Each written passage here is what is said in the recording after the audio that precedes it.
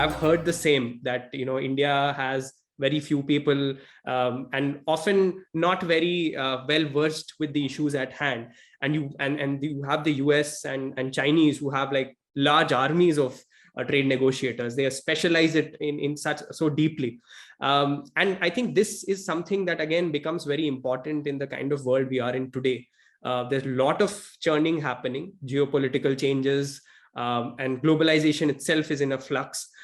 In an environment like this, how do you see India, and how can India approach external trade? Because at the end of the day, that is also very important. I mean, we can always debate about how much of a role it plays in our economic growth, but I think it does play a role, and often we have seen that India, in terms of negotiating its FTAs, trade agreements, has not benefited a lot. And somewhere I think it's the process of trade negotiation, also the research that goes into it, where India has found to be lacking. So how do you think India can approach this? See, on trade, obviously, there are many components to it. One component obviously is how do you optimize on your negotiation? So that's what you mentioned in the question, right?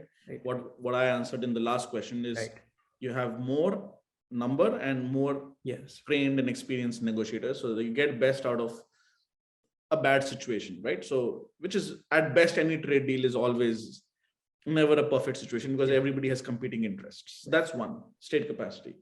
The second is, what are your a priori growth conditions in terms of domestic infrastructure, soft and hard, and also the currency, because you see, you could have a 10% tariff, or you could have a 10% cheaper currency. They are conceptually similar.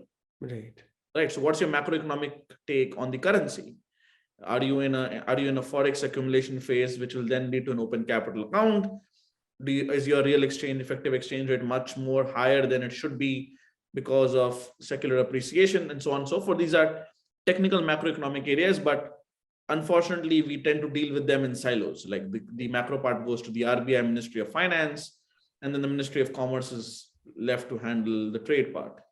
But you have to have a whole of government, if not a whole of society economy approach to deal trade. So there is, how do you make your own infrastructure and productive capacity better in terms of policies, currency, then negotiate good deals? And then what is the geopolitical land? What does history teach us? Two more questions.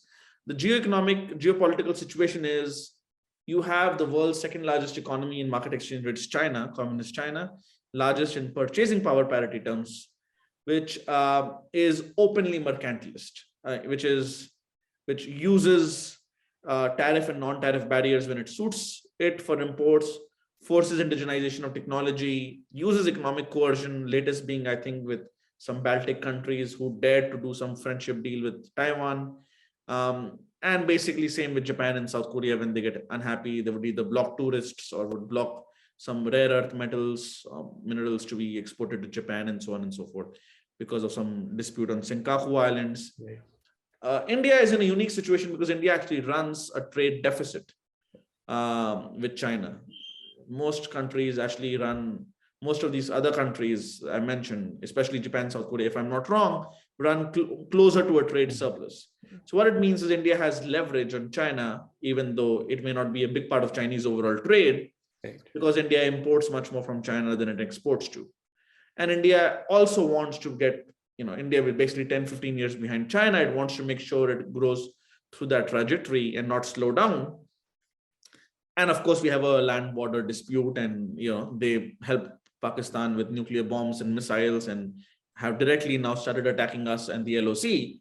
So clearly a very free trade, laissez-faire policy with China, where they are kind of, have a completely, let's just build 100 steel mills 5 years ago kind of mindset. You cannot have that mindset. So India wants free trade, but minus China. How do you do that? It's very difficult, right? Because that's one of the reasons why we did not sign RCEP. So which is why now India is looking more west for trade deals. UK, especially after Brexit, is more interested in signing up deals. EU will be more bureaucratic. US even less interested. Canada might be. Australia will be. UAE. So we are looking at those deals. But so that's on the geopolitical side. And because we need to, what happens with once you get somehow incentivized production in your own country, it creates its own momentum. It has its own ecosystem of components and ancillaries and suppliers, and therefore production and consumption, which goes to your region. So that brings me to economic history, which is the last point of this answer. No country, no large country that I know of has become rich without some industrial trade policy.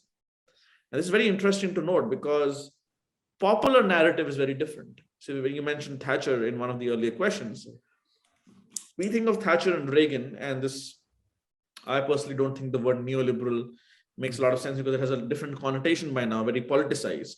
Right. But this kind of classical liberal, moderate libertarian economic revolution, or some call neoliberal, of the 80s, it happened in a very uniquely Western context where the basic infrastructure was already built out, where they were already dominant economies, right? In that framework, doing free trade and focusing less on infrastructure, et cetera, was very different.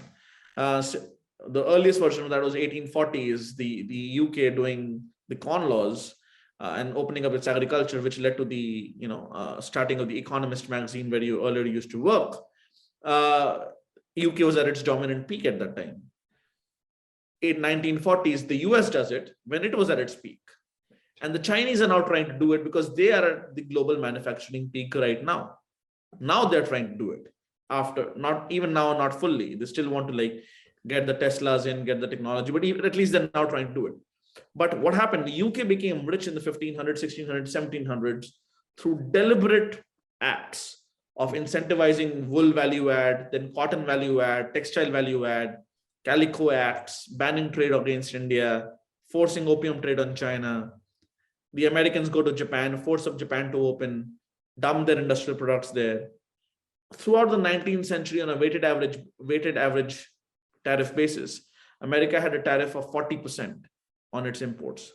And this is the time when you did not have these massive ships with very cheap container shipping. Okay. So shipping was not as cheap as it is today. I mean, forget the last few months. Yeah. So you had basically these countries, and Alexander Hamilton basically wrote that manual. And then there was another Frederick List, a German American, who kind of perfected it.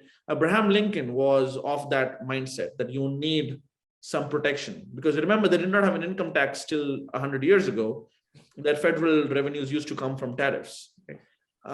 So the UK, US, and then of course all of East Asia. Right. Germany had something called the Zollverein, which was like the Hanseatic League but inland, and it basically said all German states within each other trading would be without customs, but outside would have customs. Right. Which is the prototype of the modern day European Union, the Euro commerce area, right? The free trade area. So the idea always has been, if you have a large enough market inside, or large enough potential inside, you try to incentivize others by saying, don't make your cell phone in South Korea and export it here. Why don't you make it here? And if you don't, I'll slap a 10% tariff on you. Right. You can still import it. We are not against you at all. And we are fully in favor of you if you yourself manufacture it here. India's biggest car manufacturer is Japanese, Suzuki. Yeah. Number 2 is Hyundai, South Korean. It's not. Number 1 and number 2 are not Indians. So maybe Mahindra and Tata will do well in the coming years because of the EV revolution, but they make those cars in India. Yeah.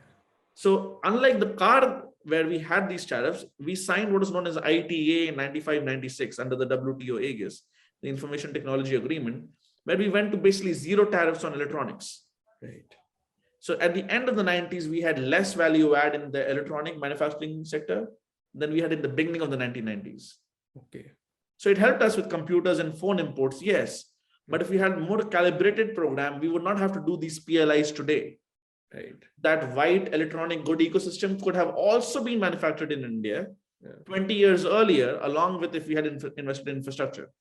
So the entire Indian liberalization story also looks much brighter in retrospect because of services exports, right, which kind of took our eyes off from manufacturing, what is happening in manufacturing until relatively recently. Right. So that's how I see trade policy. Like if you are a Singapore, you have to play by free trade.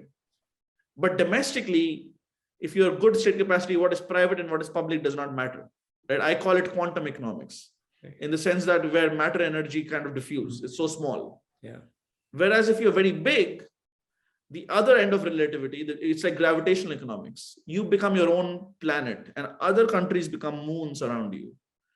So what happens is it has geoeconomic and geopolitical implications, I'm sure, which you'll study in your PhD program. Why does Pakistan not want to trade with India easily? Because it understands if it trades with India, for it, the India trade will always be much more important than for India, the Pakistan trade, irrespective of the bilateral deficit or surplus. Yeah. And if India ever chooses to kind of switch off that trade during some tensions, the Pakistani economy will be much more hurt than the Indian economy, even though the Indian economy will also be hurt, but the Pakistani economy will be much more hurt. And therefore, India will have more leverage to that extent. And so I think it's very important that trade, along with religion and war, these 2-3 basic things are why states were created and wars were fought. Right. And you can always kind of fine tune it in a more humane manner, but to take away trade autonomy is one of the first things a imperialist or neo-imperialist actor does with a weaker actor.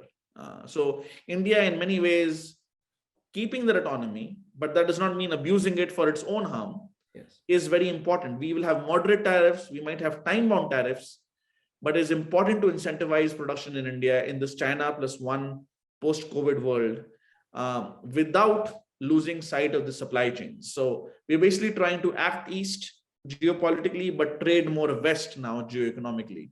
So that's the kind of balance our policymakers are trying right now. Absolutely, Harsh. And I think you've brought it so beautifully that how it has to not be dogmatic, but rather much more nuanced. And like I think you mentioned, previously you were talking about the financial sector and how India has sort of developed their own trajectory. I think trade again is one such area where things will be nuanced. They have to be nuanced and not the dogmatic way in which I think sometimes the extremes sort of project it to be. Thank you so much for that, Harsh. Please remember to subscribe to us and switch on the notifications for this channel.